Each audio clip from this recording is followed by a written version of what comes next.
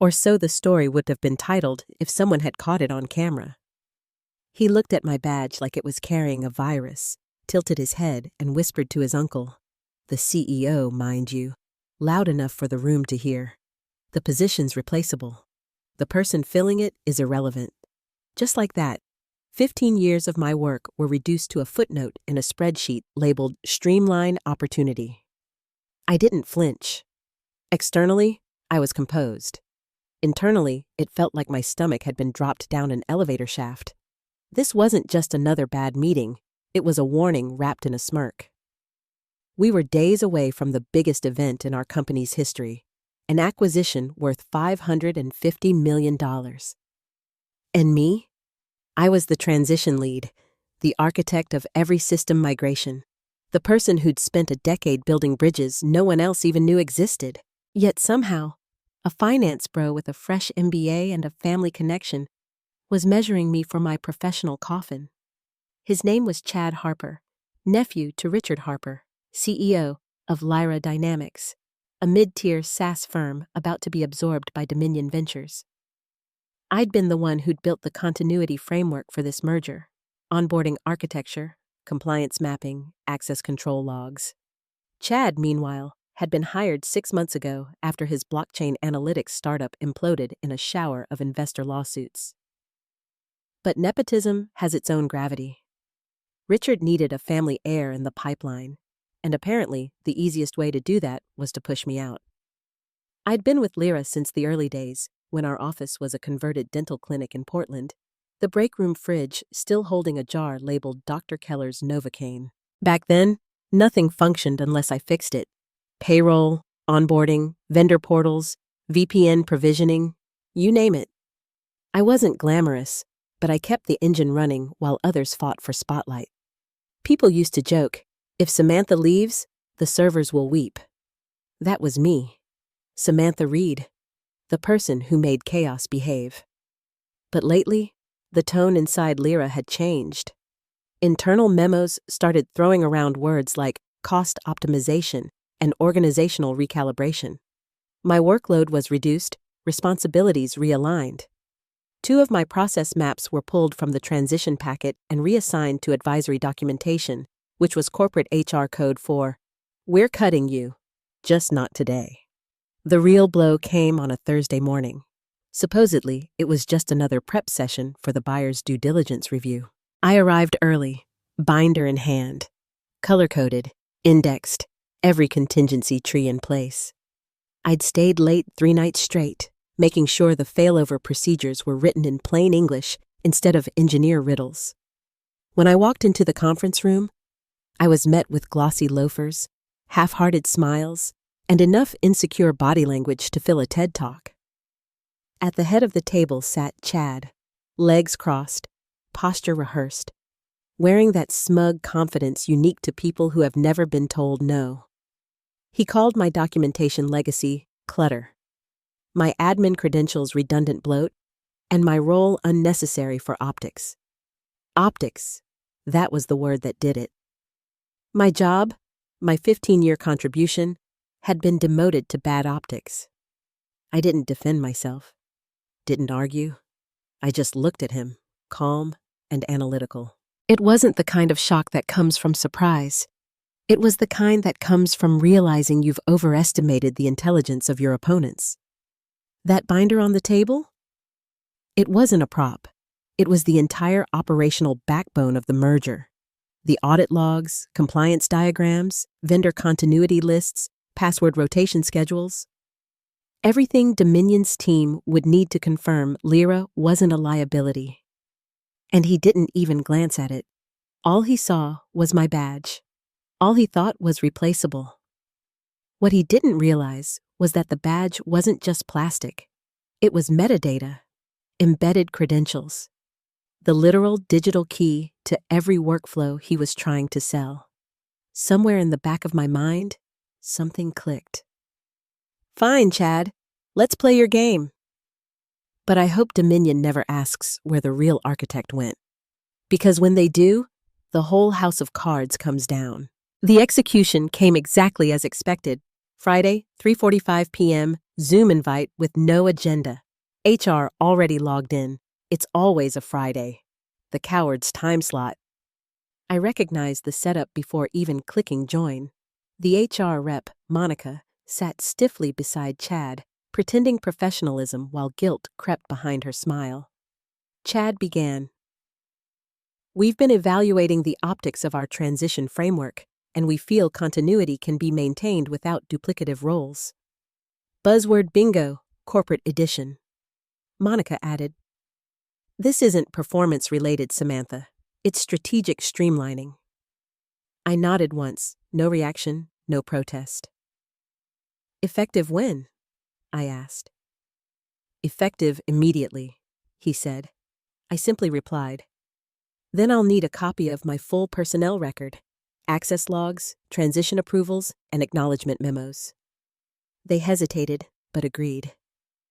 2 hours later, a PDF hit my inbox, everything tied to my name, including one crucial memo signed by the CEO himself. Designated Transition Officer, Samantha Reed. I printed it, closed my laptop, packed my things, and walked out. No escort. No goodbye. Just silence. The elevator ride down was silent except for the hum of bad fluorescent lighting and the faint echo of my heartbeat in my ears. My reflection in the metal door looked calm, almost detached. That's what years in operations teaches you. Never let them see the circuitry under the surface. When I reached the lobby, the security guard, Terry, a kind man with graying hair and a habit of offering mints before hard days, looked up from his desk. Rough meeting? He asked quietly. I smiled faintly. You could say that. He eyed the binder under my arm. They ask for that? I shook my head. Nope. His brows lifted. Then they're already in trouble. I nodded once, slid my ID badge onto the counter, and walked out into the late Portland drizzle. It was the kind of gray that looked permanent, fitting for the day I'd just had. At home, I set the binder down on my kitchen table next to a chipped mug that said, Run books before rumors. I didn't delete anything, didn't forward files, didn't leave any sabotage behind. I didn't need to. Every critical process in that merger lived in my head, mapped out with the precision of someone who'd built systems during power outages and budget freezes. They thought my silence meant defeat. In reality, it was the cleanest form of control. Monday morning, Lyra's transition team was scheduled for their first full dry run with Dominion's auditors. I wasn't there, of course. They'd replaced me with some fast learner from finance, Tyler, or maybe it was Kyle, a kid who thought experience was something you could fake with confidence and buzzwords. My former teammate texted me a photo from the conference room just before the call began.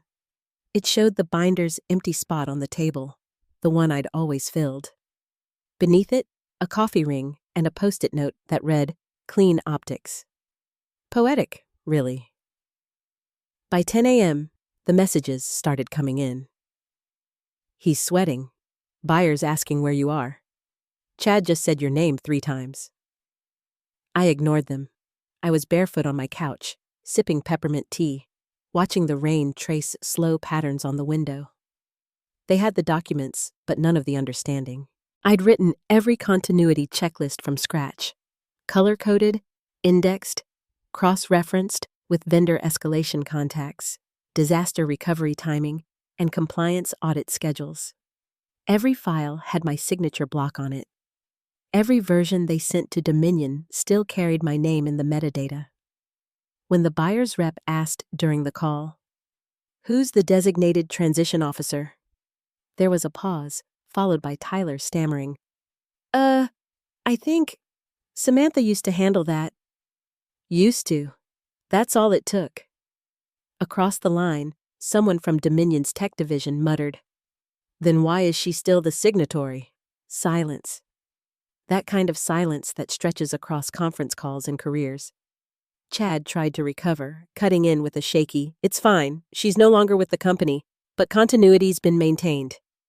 The buyer's side didn't respond. Then, Michael Lang, Dominion's CTO, joined the call. a former Air Force systems strategist, calm and precise, the kind of man whose voice could slice a meeting in half. "Before we continue," he said, "I need to confirm continuity leadership. Is Samantha Reed present?" Tyler looked like a deer in headlights. Chad coughed. "She's, no longer with us." Michael's tone didn't change. "No longer with you? Meaning terminated? When was this decided?" Chad tried to spin. "We've realigned roles to streamline communication. There's no disruption." That pause that followed felt like an eternity. Then Michael said 6 words that detonated the deal. "Then neither are we. Good luck." And the screen went black. The call ended. No reconnection, no second chance, just dead air. Inside that room, no one moved. Monica from HR apparently reached for her mouse like she could undo it by clicking rejoin. Tyler froze.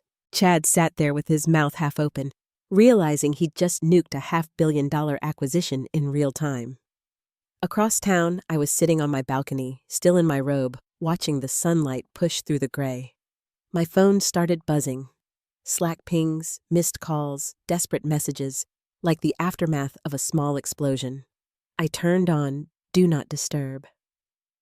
They were learning the hard way that silence can be louder than any revenge speech. By noon that same day, the news had already leaked inside Lyra. Someone from compliance forwarded a screenshot of Dominion's withdrawal message to the wrong group chat, and within minutes, the whole office knew. The acquisition, the one the CEO had paraded as his legacy move, was officially dead. I didn't have to see their faces to imagine the chaos. Executives pacing, HR drafting internal alignment memos, and Chad probably Googling how to spell liability. The message that killed them was short and clean. Corporate elegance at its sharpest. Due to the removal of the designated transition officer without prior authorization or disclosure, Dominion Ventures withdraws its acquisition offer in full. One sentence. No appeals, no explanations. Just the quiet implosion of a $550 million dream. I learned about it secondhand through texts from old colleagues. Mara from HR crying in the stairwell. The CFO yelling at legal. The CEO slamming his office door. And Chad, apparently sitting in stunned silence. Hands folded like a schoolboy who just realized the fire drill was real. None of it surprised me. Lyra had built its empire on personality worship and buzzwords. They mistook image for infrastructure.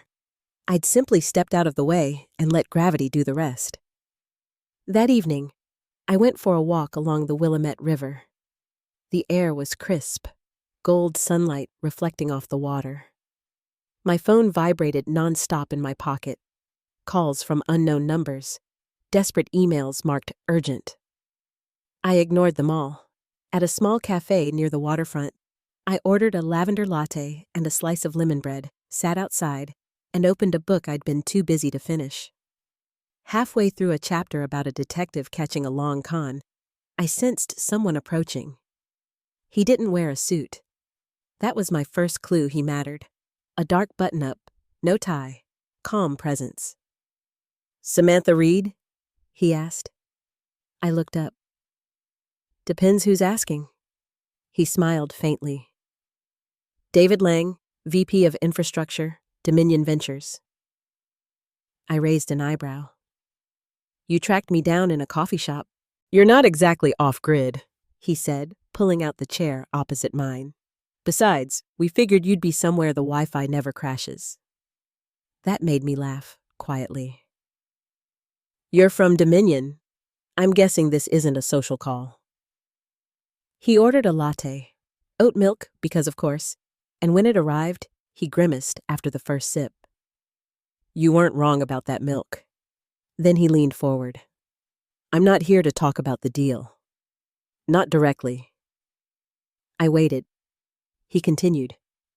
"Your documentation, your checklist, saved our dev team from approving a duplicate provisioning flow. We didn't even realize it until your signature showed up on the audit logs." I said nothing, Just sipped my coffee. You wouldn't have missed it, I replied eventually. You just would have caught it too late. He nodded slowly. Our CTO doesn't want a replacement. He wants you. His exact words, if Reed isn't on the ground, we don't land. I tilted my head. And what exactly do you want, Mr. Lang? To make you an offer, he said simply. One that comes with respect and hazard pay. I smiled, small but real. Respect and hazard pay. Sounds like you've done your homework. He didn't push. He didn't plead. We just sat there for a moment in companionable quiet. Two professionals surrounded by the fallout of other people's arrogance. Eventually, he slid a business card across the table. When you're ready, he said. No pressure. When he left, I turned the card over in my fingers. Dominion's logo gleamed under the sunlight. I didn't feel triumph, not even satisfaction, just clarity. Lyra had called me irrelevant. Dominion called me indispensable. The universe didn't always balance the scales quickly, but when it did, it was mercilessly precise. That night, I went home, poured myself another cup of peppermint tea, and lit a candle I'd been saving. Vanilla cedar, faintly sweet. I didn't check my email, didn't open my phone. I didn't need to. Somewhere in an office full of glass and panic, they were realizing what it meant to fire the person who built their safety net. By Tuesday morning, the boardroom at Lyra Dynamics looked like a crime scene made of spreadsheets. No one was speaking above a whisper, but every laptop clack sounded like gunfire. Someone from compliance had finally read the pre-signed diligence documents Dominion still had on file, and buried deep on page 39 was the time bomb I'd quietly built months earlier. Clause 14.3b. Transition authority non-transferable. It stated, in plain English, that all transition decisions, technical continuity, and compliance access controls were vested solely in the name of the designated transition officer at pre-signature. No substitutions permitted without written approval from the buyer's legal counsel. Guess whose name sat on that line? Mine. Samantha Reed. When I wrote it, it wasn't out of paranoia or ego. I'd added it to protect the merger, to prevent some overconfident intern from hijacking a system migration that could cripple both companies. Back then, legal had copy-pasted the entire clause without a second thought. No edits, no review. They didn't realize it was insurance. Now, it was a live grenade with my initials carved into the pin. Reports said the discovery hit like a shockwave. The CEO, Richard Harper, had gone ghost pale in front of the board, his tie loosened and his forehead glistening under the conference lights. Who approved this? Someone demanded. It was already in the diligence draft. Legal stammered. You signed it. The CFO muttered. When did you realize Reed was indispensable? The CEO mumbled something about hindsight and risk oversight. By then, the damage was irreversible. The buyer had walked, the clause had locked them out, and everyone with a title higher than mine was scrambling to shift blame faster than a data breach alert. Around 1 p.m., an email finally landed in my personal inbox. Subject: Urgent clarification on Transition Clause 14.3b. It was from Lyra's legal team, CC'd to the CEO and HR. The body was short and painfully polite. Samantha, we're seeking your assistance to address a procedural misunderstanding in the diligence documentation. Please confirm availability for a call. I didn't reply. Not yet. Instead, I read it twice, then set my phone face down on the kitchen counter. The candle from last night still flickered beside the binder. The same binder Chad had called legacy clutter. 2 hours later, another email arrived. This one from David Lang at Dominion. Samantha, we've reviewed Clause 14.3b. As far as Dominion Ventures is concerned, you remain the only authorized transition officer of record. We trust your judgment. That line, we trust your judgment, carried more weight than any promotion I'd ever received. It wasn't revenge. It wasn't validation. It was control. Clean and absolute. By 3 p.m., Lyra had entered full crisis mode. HR called an emergency alignment meeting. Legal looped in outside counsel. Compliance was interrogating audit logs. Chad was pacing between offices like a man looking for a time machine. My sources told me he'd tried to blame legal for not updating the buyer packet, then HR for not reassigning my title in the org chart. And when those didn't stick, he tried to loop in his uncle, the CEO, claiming miscommunication during restructuring. Richard didn't even look at him. He just muttered something about accountability and walked out. The panic rippled fast. 2 enterprise clients had conditional renewals tied to the acquisition. Both contracts contained penalty clauses triggered by deal delays. By noon the next day, one client demanded a free 12-month extension on their SLA. The other terminated outright and released a statement. Future partnerships will require assurances of operational continuity. Translation: Your screw-up cost us 7 figures before lunch. Meanwhile, Dominion was quiet. Too quiet. Word spread that they'd started exploratory conversations with a smaller competitor in Denver. Nobody at Lyra could confirm it, but the sudden spike in SharePoint activity told the truth. Dominion's legal team was downloading files like they were evacuating a burning building. Back at my apartment, I watched the city lights flicker on from my balcony. The phone buzzed again. Unknown numbers, multiple missed calls. I ignored them all until one message finally broke through the static. It was from Mara, the HR manager who'd once cried in the stairwell over her dying cat. "Sam, please, the board wants to discuss possible reinstatement." I sipped my tea, leaned back in my chair, and typed one line in response. "All communications must be in writing. My rate is $1,050 per hour, 20-hour minimum block. Non-refundable." Then I hit send. The email chain that followed my reply was a masterpiece of corporate panic. Within 20 minutes, legal responded with, "Can this rate be negotiated?" 10 minutes later, HR followed up with a desperate, "Would you consider a call to align expectations?" Then, an hour after that, a direct message from the CEO himself, short, strained, and devoid of his usual performative charm. "Samantha, we'd like to find a mutually beneficial path forward." I read them all while folding laundry. It was almost meditative, watching the same people who had called me irrelevant now trip over themselves to buy back access to the systems I'd built. When I finally replied, my message was 2 sentences long. "My terms are fixed. I will not engage in verbal discussions."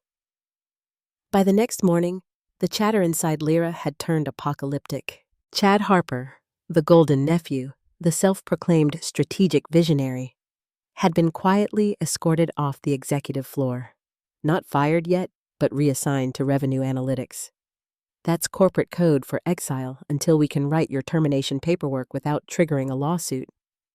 A friend in finance texted me that he'd been seen pacing the parking garage, phone pressed to his ear, muttering about optics damage control. HR had issued a vague company-wide memo that read, "Leadership shifts are underway to better align with our core values." Translation: We burned the boat and now we're pretending to have planned it. Meanwhile, Dominion moved faster than I expected. On Thursday morning, I received a clean, single-page PDF titled Consulting Agreement. Samantha Reed. No fluff, no NDA drama, no micromanaging clauses. Just a straightforward contract. External Transition Officer. Full authority. Hourly rate accepted. 20-hour retainer prepaid. Before I'd even signed, the first wire transfer hit my account. At 9:15 a.m., I clicked accept. At 9:42, I logged into Dominion's secure VPN. By 10:00, I received a short message on their internal channel from CTO Michael Lang himself. "Welcome aboard, Reed. Let's make this clean." There was no onboarding call, no HR portal, no branded tote bag full of stress balls and slogans about collaboration. Just credentials, architecture access, and purpose. My old transition plan, the same one that had been gathering digital dust on Lyra's SharePoint under a folder marked archive/final, was immediately uploaded to Dominion's server and renamed Readmaster V2 Final. Within an hour, I had full visibility into their integration logs. I fixed 3 misaligned config rules that Lyra's team had missed, corrected a provisioning error that would have locked out half the sales department, and flagged a compliance timer that was about to trigger an automatic audit. Dominion didn't ask questions. They just executed every recommendation. No debates, no committees, no performative synergy slides. Just work. Back at Lyra, the meltdown continued. Chad's office was officially reassigned. HR wiped his access credentials by noon. Legal issued a gag order on all internal communications related to the Dominion incident. The CEO tried to keep up appearances, telling the board that negotiations were in recovery. They weren't. Dominion had moved on. Mara, poor thing, started posting motivational quotes on LinkedIn about resilience and growth through challenge. I didn't hold it against her. Everyone copes differently. Mine just happened to involve precision and invoices. Every morning for the next week, Michael Lang scheduled a 10-minute stand-up with me. No cameras, no small talk. He'd start each call the same way. Tell me what I don't know. And I would, calmly, thoroughly, without ego. Firewall blind spots, vendor contracts with buried failure clauses, overlapping compliance windows that could detonate mid-integration. Each item I raised was logged, tracked, and fixed within hours. Dominion's systems stabilized. Lyra's reputation cratered. I wasn't smug. I wasn't even angry anymore. I was focused. For the first time in years, my work was being used the way it was designed to be used, efficiently, quietly, without politics. No one interrupted me to reframe my words into executive tone. No one asked me to explain why good documentation mattered. Dominion understood. They didn't need noise. They needed results. And results were what I delivered, 1 billable hour at a time. By the second week, something unexpected arrived at my doorstep. A plain brown package, no return address, just my name in careful handwriting. Inside was a wooden frame, smooth and heavy, wrapped in navy tape. When I peeled it open, I froze. It was my old Lyra badge, replica, perfectly made, with my photo, my name, and the title Transition Officer, Lyra Dynamics. Below it, a small bronze plaque read, replaceable perhaps, but never irrelevant. It wasn't from Lyra. It was from Dominion. I stared at that framed badge for a long time. Not with tears, not with bitterness, just quiet stillness. For 15 years, that little piece of laminate had defined me. It had opened doors, both digital and literal. It had been scanned, swiped, and renewed more times than I could count. I'd worn it through all-nighters, through crises that nearly crashed our systems, through merger negotiations that dragged until sunrise. And then one day, someone half my age had called it clutter. Yet here it was again, resurrected and honored by a company that hadn't even known my name a month earlier. Dominion understood symbolism better than Lyra ever had. They weren't just hiring me to fix a broken pipeline. They were restoring the principle that competence still mattered. The next morning, I drove downtown to Dominion's headquarters. They'd given me options, remote, hybrid, or full-time on-site. I chose hybrid not because I needed the office, but because I wanted to walk through those glass doors, just once, on my own terms. The security guard at the front desk smiled as I handed over my ID. "Ms. Reed," he said, "welcome back." He handed me a sleek new access card, gold stripe, my photo freshly printed, title underneath. VP, Transition Strategy, Dominion Ventures. No speeches, no confetti, just a quiet nod and a door that opened without hesitation. Upstairs, Michael Lang waved from behind his glass-walled office. "On time," he said, tapping his watch with a grin. I grinned back. My workspace was small, no corner window, No ego-boosting decor. Just a desk, a whiteboard, and a stack of files waiting for eyes, not titles. It was perfect. I placed the framed badge from Lyra on the shelf behind me. Not as a trophy, but as a reminder of what happens when competence meets arrogance in a corporate chess match. The first week flew by in a rhythm I'd almost forgotten. Real work, no performative meetings, no alignment check-ins, just execution. Dominion's integration project, now restructured under my leadership, moved smoother than it ever had. I cut redundant workflows, stabilized vendor APIs, and rewrote the continuity scripts Lyra had mangled beyond recognition. The CTO gave me full autonomy. The board signed off without hesitation. Dominion valued efficiency over ceremony, and it showed. Meanwhile, across the river, Lyra was disintegrating. The acquisition was dead, their valuation had cratered by nearly 40%, and the news had begun to spread. Investors were spooked, clients were demanding reassurances, and employees were leaving faster than HR could process exit forms. Internal memos leaked. One in particular caught my eye when it appeared on an anonymous subreddit. It read, "Critical personnel removed prior to deal close. Buyer trust compromised.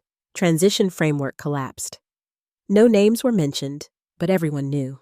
Chad Harper, the golden boy, had been placed on administrative leave pending review. "That's corporate speak for you're fired, but we'll pretend it's mutual until legal finishes the paperwork." Someone from my old team messaged me a photo of him being escorted out, cardboard box in hand, staring at the floor like a man who'd just learned what humility feels like for the first time. Richard Harper, the CEO, wasn't much better off. The board had stripped him of all acquisition authority, and an emergency audit had been launched into process mismanagement. Translation? They were looking for someone else to blame before the shareholders did. And Mara, dear, well-meaning Mara, posted another update on LinkedIn. Sometimes, the toughest chapters teach the clearest lessons. Underneath, a handful of coworkers commented hearts and clapping emojis, as if corporate ruin was a spiritual retreat. I didn't feel schadenfreude. I felt nothing at all. I had moved beyond it. By Friday, Dominion systems had reached full operational stability. The integration passed every audit test. The CTO sent a short internal memo. Effective immediately, all transition architecture will follow Read Protocol v2. The team applauded in the chat, but I just sat there quietly, sipping my coffee. My name was now attached to something that worked, and not because it was flashy or political, but because it was built right. That afternoon, as I was about to pack up, Michael Lang stopped by my desk. "You know," he said, leaning on the doorframe, "there's one thing I still don't get." "What's that?" I asked. "Why didn't you fight to stay? You could have made a scene, gone public, raised hell." I smiled. "Because silence," I said, "is the one thing they never prepare for." He chuckled. "Well, I'm glad you used it wisely." Then he turned to leave but paused halfway. "Oh, and for what it's worth, Dominion's board wants you at the next leadership meeting. They'd like to hear how you think." That was all he said before walking away. But it landed with quiet weight. For the first time in 15 years, I wasn't being asked to justify my worth. I was being asked to share it. By the end of that quarter, Lyra Dynamics was unrecognizable. Their logo still hung above the Portland office, but half the lights were off. The once crowded parking lot now looked like a ghost town of unclaimed spaces. Word spread that Dominion's formal withdrawal had triggered penalty clauses with two of Lyra's investors, clauses I had quietly warned them about 6 months earlier. The board's confidence collapsed faster than their stock price. By November, Richard Harper had stepped down to pursue other opportunities, which in executive dialect meant the board fired him and let him write his own farewell email. Chad's reassignment ended officially with a single HR statement. "We appreciate his contributions." Translation: none were worth listing. I didn't read the coverage obsessively, though the story made the rounds on business blogs under headlines like Optics Over Operations, how a $550 million deal imploded overnight. Colleagues from other companies messaged me links, attaching little fireworks emojis, but I never replied. My revenge had already happened long before the articles. It wasn't in the collapse. It was in the quiet fact that I was fine, thriving, and no one could erase that. Dominion moved with speed that only confidence brings. Within 6 weeks, our integration pipeline was stable, our clients happy, our vendors fully aligned. My team grew from 5 to 30. I built a documentation architecture so transparent it could survive a hurricane of mergers without losing a single key. Michael Lang started jokingly calling it the Reed Framework. When Dominion's CTO presented the year-end report to the board, one slide carried a single sentence. We build systems around people who build systems. That meant more to me than any public credit. The day I got my permanent office, it wasn't what you'd call glamorous. A single frosted glass wall, one potted plant, a coffee machine that whirred louder than it brewed. But it was mine. On the shelf behind my desk, I placed the framed Lyra badge where it could catch the morning light. Beneath it, I taped a small note in black ink. Silence is a tool, not surrender. Around me, life had settled into rhythm again. Meetings that mattered, work that made sense, colleagues who respected the chain of logic, not ego. When people asked about my comeback, I always smiled and said, "It's not a comeback if you never lost the work, just the title." Dominion never asked me to relive the past. They didn't treat me like some whistleblower hero or secret weapon. They just treated me like someone who knew her job and did it well. That was enough. A few months later, I received a small, sealed envelope with no return address. Inside was a single page, an internal memo from Lyra, leaked by someone still on the inside. It read, "Critical transition oversight led to the collapse of key partnerships. Future policy. No structural change may occur without direct sign-off from the operations architect." I laughed softly. It took them 15 years, a public humiliation, and a $500 million implosion to learn a rule I'd written on a whiteboard my first year there. Don't break what's already stable. I slipped the memo into the back of the framed badge. It belonged there. One Friday evening, after a long week of smooth system tests and 0 crisis alerts, I found myself alone in the office. The city skyline glowed amber through the window. I poured a cup of coffee, leaned back, and let the silence stretch. That same stillness that had once been mistaken for weakness now felt like home. It wasn't revenge anymore. It was resolution. I hadn't destroyed Lyra. They'd done that themselves. All I'd done was refuse to cushion their fall. The elevator dinged behind me. Michael Lang poked his head in. "Still here?" "Just closing loops," I said. He nodded. "You know, they're still talking about you over there." "Let them," I said, turning off my monitor. Maybe they'll finally understand that relevance isn't something you give someone. It's something they prove. He smiled. "Well, you proved it."